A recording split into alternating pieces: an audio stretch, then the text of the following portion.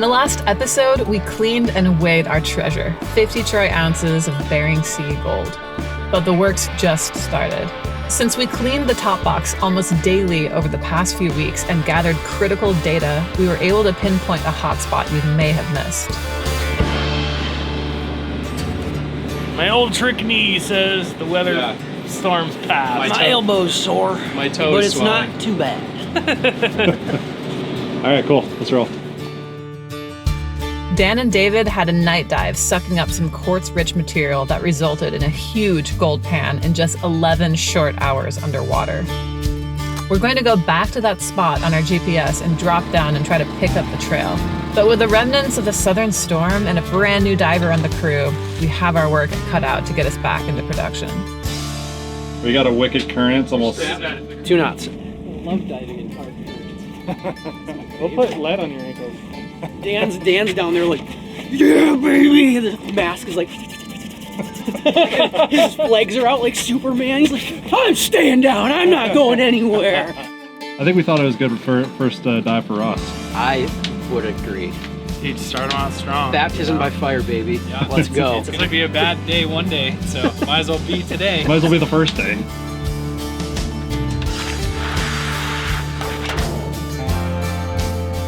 When you have a real strong east-west current, you can you set 2 anchors east or west of it, depending on where the current is, and you sort of slingshot your way into it, right? That way you're, in theory, letting out into the current rather than trying to pull into the current. But in practice, you always overshoot, and then you gotta end up pulling back into it. And with the current ripping this hard broadside, I'm like, there's a high likelihood we just pull anchors and pull anchors off their spot, and it doesn't hold.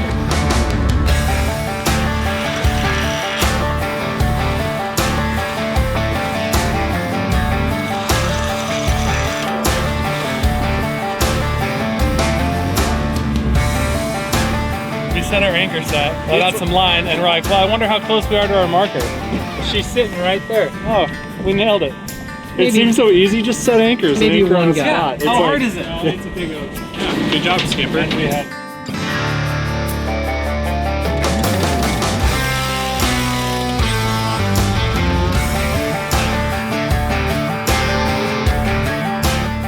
These will help your nozzle buoyancy so you're not fighting it so much.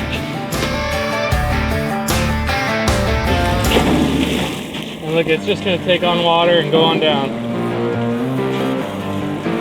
Can't even see it. Wow, that is murky. You might get in the water and be like, this much visibility, Dude, right and now, just up here, get that's out. what it does look like. Because Yeah. normally you can see that. It looks really murky. We've also come after storms pretty quick, and it's not that bad, so you always gotta look. Yeah. You know? So this is how we start her up. 2 switches. After you. Fuel pump. Gotcha. And this is the starter.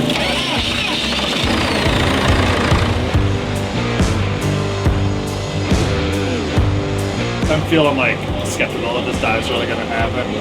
The good thing is we got our spot, at least. We can take the skiff into town. I don't think it's gonna get too nasty out here, so we can leave the dredge out. We don't have to race the other dredge out tomorrow, and hopefully it'll clear up by then, you know. We'll just go in and do something fun with our storm day and David's last day here, you know? It's obvious at this point that there's a very small chance that the water is clear enough to dive. The Bering Sea, unfortunately, isn't Hawaii. 80 feet of visibility is not the norm up here, but the divers only need about 5 feet of viz to do their job safely and effectively. There's always a hesitancy around the harbor to race out to the mining grounds after a storm, since the visibility is usually pretty bad. But you always have to check. We've had full mining days the day after a storm where the conditions are awesome. Yeah, it was just raging down there. It's just like the current is strong. The visibility started this far and it's getting here. It was no good. It was just like the dive bag was like, surprise, like blowing across my mask, and it's just not worth it today. Yeah.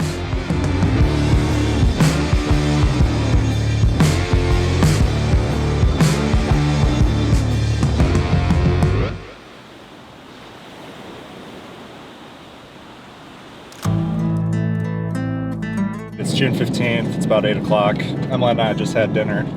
I don't know, kind of a weird feeling all day. We got a text from a colleague that said there's some strange riptide or thermal cline, he said. Today I had the same feeling about leaving the boat out. I didn't really like it. But you know, I wasn't out there, so I wasn't looking at it. So we're probably gonna go bring it in. When I say we're gonna bring it in, I'm gonna bring it in because as you can hear, Emily's got the baby, and the baby, the dredge is no place for a baby. So the boys are all inland, out of cell service. Just Boys kinda, are having a little vacation, aren't they? Yeah, they're having a little some bro time.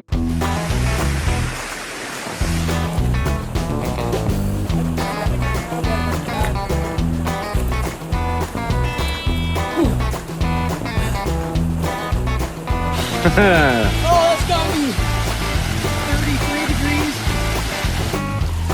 Oh, One, yeah, man. Alaska, baby. Woo! Oh, yeah.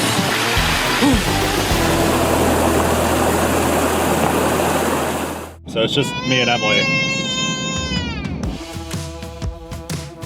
I don't know if it's hard to bring the dredge in by myself. I never have. It's my first time. Love you, baby. Love you, honey. Alright, I'm motoring out of the harbor right now. I know at least one dredge is out. I don't see any diver dredges out though, so the visibility is probably still not very nice.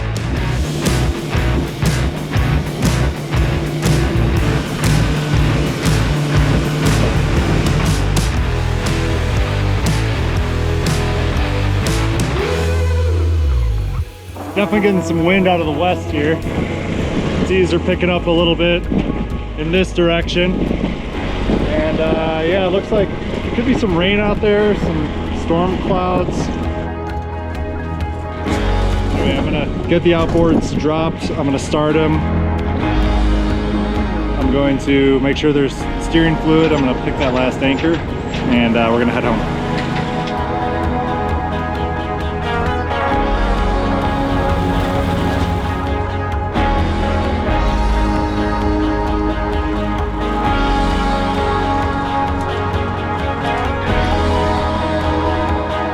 Hey, baby.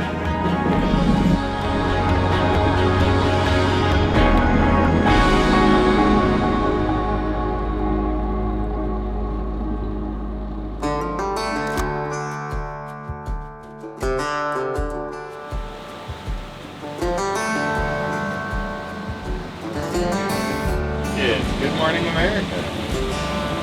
We watched Alex disappear into a cup of chocolate milk yesterday at a very steep angle as he was pulled downstream and went to the bottom only to find it getting murkier and murkier. We need a break from the current. We need a break from the muddy waters. Also, this is kind of an official, more of an official first day for you.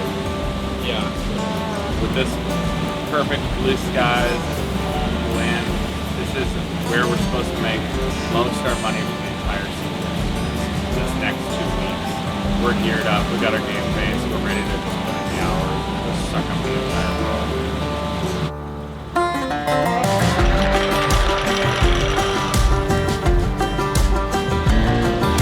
We put a marker down right in between David's last dive because it was 1 ounce an hour. That is our goal, 1 ounce an hour. We're not going to start fresh. We're going to start off with the best clues that we have. Marker drop.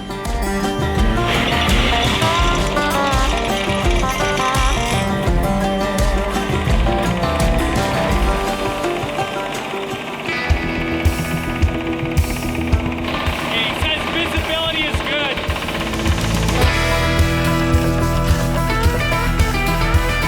That's flash landed. Much better.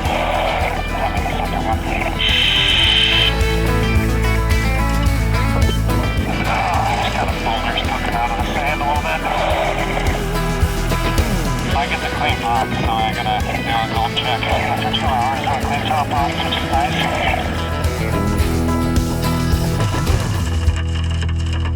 We have a really exciting announcement for you guys. We have 2 new products on the shelf at BeringSeaTheater.com. The first product I'm going to show you is our digger dirt. This is every gold panner's dream right here.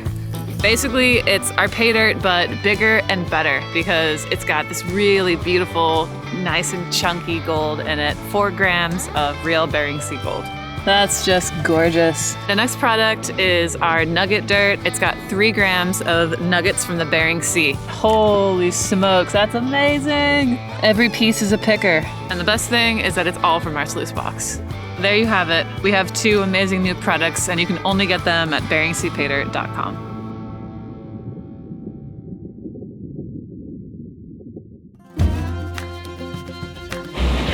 We got Ross suiting up for his first dive. He's learning how to put on our little hot water system. And I'm gonna kind of show him the ropes on how to get all the tubes into his suit.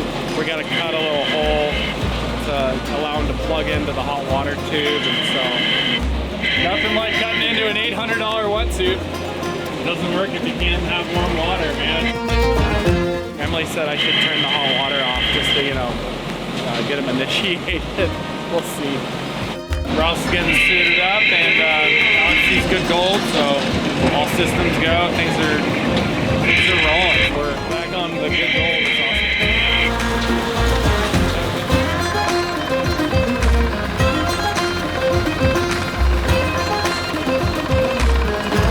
Alex is down with the marker buoy, placing it straight on the gold. His dive shift is ending, and actually the weather's picking up pretty serious. Man, this might not look like much on this little camera, but when you're in the water, you can't hold still. It just makes you bouncing up and down and up and down. Our next maneuver, we gotta lower it down this hook. He clips it onto the nozzle. That gives us the ability to pull the nozzle up onto the boat. So once he gets this clipped on, Alex is coming up, and we're gonna reassess if the weather is good enough for us to go down. We gotta roll with the punches. We can't force it, you know?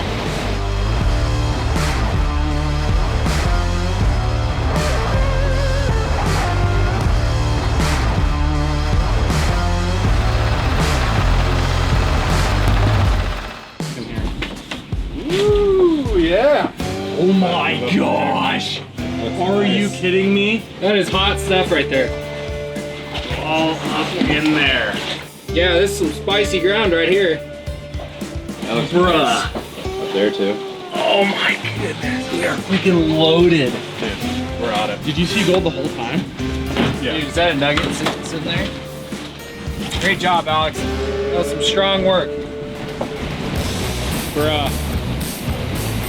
These waves are starting to happen, man. Alright, guys, I'm gonna probably take this first one kind of slow here. I gotta relearn some of this.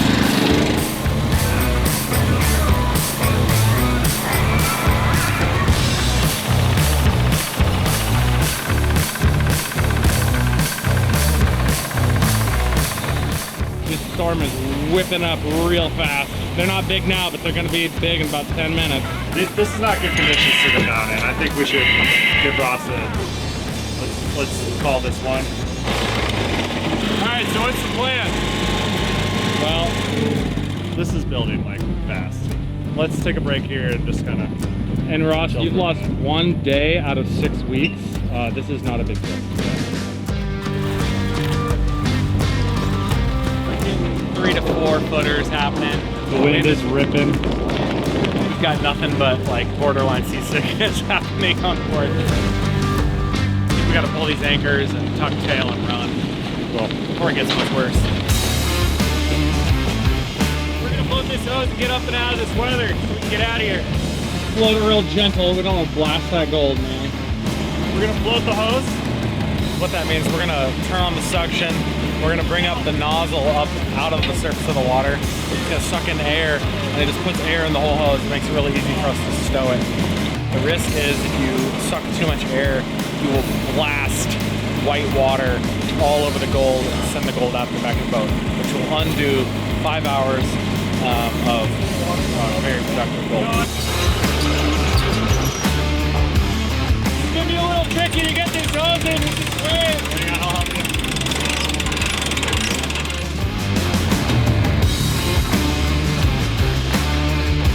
We got kind of a couple of big ones here, guys. Hang on. Hang on, Alex.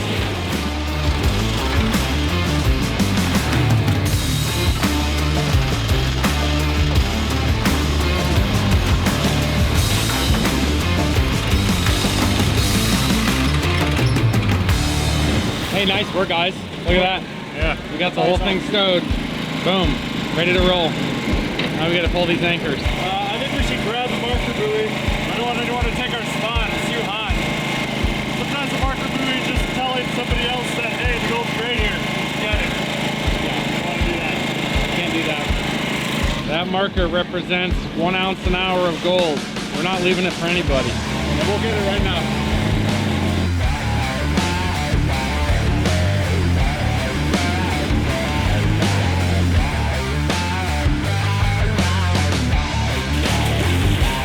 Whoa, whoa, something, we lost the skip. Oh!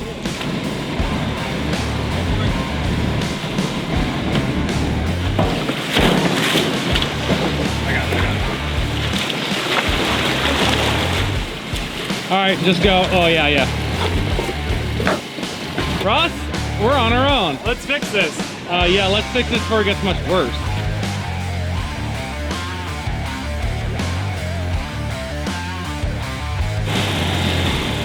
It's like a bad cow that ran away from home, you know? How could it possibly get worse?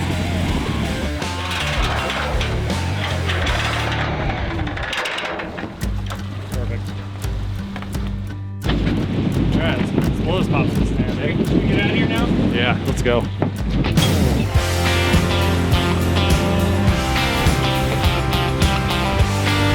Seems like the ice came late and the weather came early this year. June is usually our month where we can dependably get underwater for a few hundred hours. It looks like it's one of those seasons where we're going to have to fight for every dive. But when you're on good ground, the gold comes on really fast. Every hour underwater is thousands of dollars in your pocket, so it's worth it to take every chance you can get, no matter how small. Next episode, Ross's season is in jeopardy before it even gets started. He struggles to make the equipment work, and we're not sure if he's going to have a future diving on the Eroica. Click the top video to go on to the next episode, and click the bottom to go back to the beginning of our season.